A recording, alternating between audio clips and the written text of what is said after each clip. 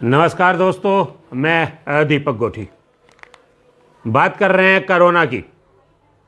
कल भी की थी, परसों भी की थी, आज भी कर रहे हैं। और जो हालात हैं, मुझे लगता है कल भी इसी पर चर्चा होगी। हालात बिगड़ रहे हैं। पिछले 24 घंटे में दिल्ली में 24,000 से ज़्यादा मामले आए हैं। 24,000 से ज़्यादा मामले और घरों में कैद। 24% तक की संक्रमण की दर भी बढ़ गई है। पिछले वर्ष 1 अप्रैल से 15 अप्रैल तक मात्र 14 मौतें हुई थी और इस वर्ष 1 अप्रैल से 15 अप्रैल तक 419 कोरोना मौत हो चुकी हैं। आप देखें कि कितना भयानक मामला चल रहा है कि पिछले वर्ष 15 दिनों में केवल 14 मौत और इस वर्ष उन्हीं 15 दिनों में उसी टाइम पीरियड में 419 मौत। मौतों का यह आंकड़ा और भी बढ़ सकता है अगर हमारे पास पूरी जानकारी हो। अभी हम जानकारी में अधूरे भी हैं। कल एक और ऐसी घटना हुई जिसके बाद शरीर के रुए खड़े हो गए, या ये कहो कि सिहर गए। सीमापुरी शमशान घाट में इतनी लाशें आई कि कोई भी प्लेटफार्म खाली नहीं बचा और पार्किंग के लिए जो जगह थी, जो व्यवस्था कार पार्किंग की थी, वहाँ पर शवों का अंतिम संस्कार किया गया। दुखद है लेकिन सत्य भी है। आपको याद होगा, फिल्म आई थी शोले, उसमें एक डायलॉग था, सो जा नहीं तो गब्बर सिंह आ जाएगा। बिल्कुल वही बात हो रही है। घरों में छिप जाओ नहीं तो कोरोना खा जाएगा। जैसी खबरें आ रही हैं कि 15 वर्ष तक के बच्चों के लिए भी कोरोना घातक सिद्ध हो रहा है। बुखार, सिर दर्द, डायरिया और दस्त लगना। इस मौसम में ये चारों लक्षण जो है वो आम बात है, लेकिन छोटे बच्चों में इसका होना, कोरोना पॉजिटिव होना, 3 दिन पहले मैंने बताया था कि मात्र 14 दिन की बच्ची को कोरोना लील गया और कल और कई घटनाएं ऐसी सामने आई। 80,000 बच्चे कोरोना पॉजिटिव हो चुके हैं, जिसमें से 60,000 बच्चा महाराष्ट्र का है। दिल्ली में भी 2743 बच्चे जो हैं कोरोना पॉजिटिव आ चुके हैं। आपको या मुझे कोरोना से दहशत कम थी। हम कह रहे थे कि हमारे में इम्यूनिटी है, हम कोरोना का मुकाबला कर सकते हैं, लेकिन जब बात बच्चों की आई तो टांगें तो आपकी और मेरी भी कांपने लगी हैं।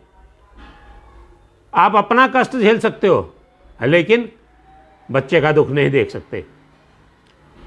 कल डॉक्टर बता रहे थे कि मजबूरी ये नहीं है कि बच्चे को कोरोना हो रहा है, उसके साथ दहशत ये है कि बच्चा अकेला नहीं रह सकता, उसके साथ उसकी माँ या उसका पिता, दोनों में से कोई एक होगा। संक्रमण उन्हें हुआ तो क्या होगा? संख्या तब बढ़ेगी जब ये सामने आएगा। प्रधानमंत्री ने आह्वान किया था 4 अखाड़ों ने, जिनमें सबसे पहले जूना अखाड़ा ने पहल की, महाकुंभ का। मैं तो यही कहूँगा कि शब्द नहीं मैं इस्तेमाल कर सकता, महाकुंभ से छुटकारा पाया और सबको कहा कि शरीर है तो संस्कार हैं, शरीर है तो धर्म है, शरीर है तो आप आगे धर्म को लेकर चल सकते हैं। तो इन 4 अखाड़ों ने महाकुंभ का अंत किया है और ये कहा है कि जीवन रहा तो अगले वर्ष कुंभ में फिर मिलेंगे। मैं प्रधानमंत्री की इस अपील का मानना और उसके लिए इन अखाड़ों का धन्यवाद करता हूँ। और आपको भी आगाह करता हूँ कि जैसा संदेश आ रहा है कि हवा में इस समय जो है कोरोना घूम रहा है, घरों में छिप जाएं, अर्थात अपने घरों में रहें, 2 गज दूरी, मास्क है ज़रूरी, वैक्सीन लगवाएं, मैंने भी लगवा ली है, और उसके बाद अपनी हिफाजत आप करें। देखिए, सरकार हर व्यक्ति के पीछे मेडिकल टीम नहीं लगा सकती, लेकिन हर व्यक्ति को एक संदेश दे सकती है, और सरकार दे रही है। उस संदेश पर अमल करना आपका काम है, और आप अगर अमल करते हैं तो आप अपना जीवन सुख में जी सकते हैं। ऐसे मौके पर बहुत से ऐसे लोग होते हैं जो लाभ उठाते हैं। कल जो बीत गया, कर्फ्यू पास गाड़ी के पास है पानी की सप्लाई करने का, और वो पानी की सप्लाई कर रही है, लेकिन उसमें 94 पेटी शराब की बरामद होती हैं। पूना नंगली का ये मामला है। ड्राइवर सुमित था जिसे गिरफ्तार किया गया है। तो ऐसे में ऐसे लोगों पर सख्ती की जानी चाहिए। कल साउथ दिल्ली के एक युवक को भी गिरफ्तार किया है, विकलांग था। उससे पूछा गया कि तू कहाँ जा रहा है, तो उसने कहा शराब खरीदने, जरूरी काम था। उसे कहा तेरे शराब खरीदने से क्या लाभ, जब तेरा जीवन ही नहीं रहेगा। तो उसने कहा कि शराब पीने से मेरे पेट के कीड़े मर जाएंगे, कोरोना नहीं होगा, और सरकार को रेवेन्यू भी मिलेगा। उसकी सोच कि उसने अपनी बात भी कही और सरकार को रेवेन्यू भी दिया। बहुत सी ऐसी बातें हैं जिन्हें मैं आपसे शेयर कर सकता हूं। दिल्ली में कर्फ्यू सफल रहा, लोगों ने अपने आप अपनी दुकानें बंद रखी, और इसके साथ साथ फैक्ट्री एरिया भी बंद रहा। ये पहली बार देखने को मिला कि पुलिस ने सख्ती तो की, लेकिन दुकानें बंद कराने, फैक्ट्रियां बंद कराने या व्यवस्था को सुचारू रूप से चलाने के लिए नहीं की। पुलिस की सख्ती रही उन लोगों पे जो बाहर घूम रहे थे, उन्हें समझाया, बुझाया, घर वापस भेजा। 163 FIR भी हुई। लेकिन लोग समझते क्यों नहीं कि सरकार तुम्हारे भले के लिए काम कर रही है।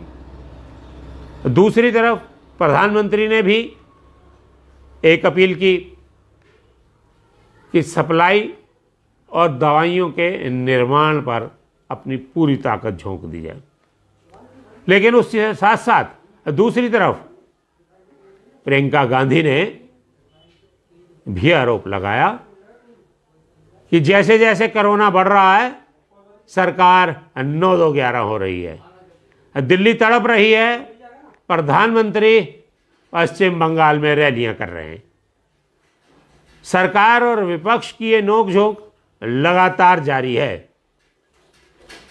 लेकिन क्या इन रैलियों में कोरोना नहीं है? 3 दिन पहले मैंने कहा था कि कुंभ की समाप्ति और उसके साथ साथ अंतिम दौर का चुनाव, उसके बाद हर राज्य में लगभग 1 लाख कोरोना के पॉजिटिव केस होंगे, क्योंकि ये जो लोग यहाँ हैं, ये जब घर जाएंगे तो कोरोना इनके साथ जाएगा। उस समय दशा जो हो वो ज़्यादा गंभीर होगी। दूसरी बात मैं आपसे कर रहा हूँ, रेमडेसिविर, ये वो इंजेक्शन है, वो वैक्सीन है जो नमूनिया में कारगर है। जब नमूनिया बिगड़ जाता है तो इस इंजेक्शन का इस्तेमाल किया जाता है, और लगभग 90 से 95% इसका रिजल्ट है। कोरोना में भी ये कारगर साबित हो रहा है। सरकार ने इसकी कीमतों में सुधार किया है, ब्रांड नेम के हिसाब से मैं आपको बता रहा हूँ, रेमडेक 2800 रुपये का था, 899 रुपये का कर दिया है। रेमविन 3950 रुपये का था, 2450 का कर दिया है। सिप रेमी 4000 रुपये का था, 3000 रुपये का कर दिया है। डेसरैम 4800 रुपये का था, 3400 रुपये का कर दिया है। रेडिएक्स 5400 रुपये का था, 2700 रुपये का कर दिया है। जूबी आर 4700 रुपये का था, 3400 का कर दिया है। और कोबीफोर 5400 रुपये का था, 3490 रुपये का कर दिया है। ये तो सुधार किया है सरकार ने, लेकिन आप लेने जाएं तो केमिस्ट कहता है रेमडेसिविर नहीं है। आप उससे गुजारिश करते हैं, रिक्वेस्ट करते हैं, उसे धर्म का वास्ता देते हैं, उसे दुआएं देते हैं, लेकिन सुनवाई नहीं है। वो जो 2800 रुपये का था, जिसका 899 रुपया दाम कर दिया है, केमिस्ट कहता है मैं इंतज़ाम करता हूँ 28,000 रुपये में आ जाएगा। 2800 वाला 28,000 का आ जाएगा, लेकिन है नहीं। देता है चोरी छिपे, फ़ोन नंबर लिखता है, आधार कार्ड की कॉपी लेता है। जब उसे तसल्ली हो जाती है कि हाँ पार्टी दमदार है, मेरी शिकायत नहीं करेगी, तो उसके घर भेज देता है और पैसे मंगा लेता है। ऐसे शैतान जो इस मौके का नाजायज़ फ़ायदा उठा रहे हैं, इन्हें सख्ती से कुचलना होगा। मैं उन भाइयों से भी अनुरोध करता हूं, उनकी तो मजबूरी है, क्योंकि बेचारे का पेशेंट घर में है, उसे जान बचानी है, पत्नी के जेवर बेचने हैं, लेकिन दवाई लानी है, उसकी मजबूरी है, वो लाएगा और उसे लानी चाहिए। लेकिन इसके साथ साथ दवाई लेने के बाद पुलिस को भी इत्तला करनी चाहिए कि ये जो केमिस्ट के रूप में भेड़िया है, इसकी खाल नोच ली जाए। मैं सख्त शब्द इस्तेमाल करता हूं इसलिए कि मैं दिल से बोलता हूं, और मेरा मानना यह है कि खुरदरे हाथों में चाहिए हुकूमत की लगाम। सरकार को सख्ती करनी चाहिए और ऐसे मुनाफाखोरों को समय रहते कुचल देना चाहिए। इनके लाइसेंस कैंसिल करने चाहिए। इनके बच्चों तक को ये नसीहत करनी चाहिए कि सामाजिक तौर पर इनका बहिष्कार हो। ये वो भेड़िए हैं आज जो गरीब आदमी का मांस खाते हैं, उसकी खाल नोचते हैं।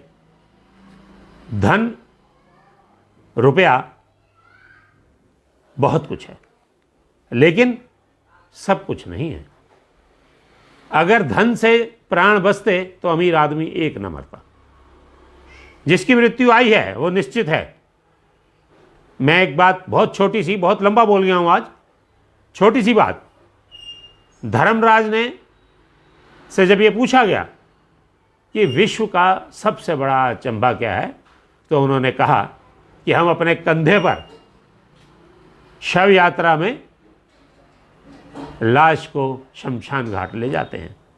हमें ज्ञान होता है, हम मानते हैं कि यह अंतिम सत्य है, लेकिन जैसे ही उस शव यात्रा के बाद शव को अग्नि दे दी जाती है, तो हम फिर अपने आप को अमर समझते हैं और अपने व्यापारिक बातों को करते हुए शमशान घाट से घर वापस आ जाते हैं। ये ज़रूरी भी है।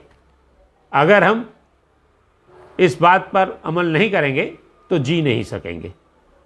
जीने के लिए, दुख को हरने के लिए, समाज में जीने के लिए आपको प्रैक्टिकल होना पड़ेगा। लेकिन जो लोग ये समझते हैं कि धन ही सब कुछ है, उन पर सख्ती होनी चाहिए, सख्ती से काम होना चाहिए, और हम सबको मिलकर कोरोना को हराना चाहिए। 2 गज दूरी, मास्क है ज़रूरी, इस पे अमल करना चाहिए।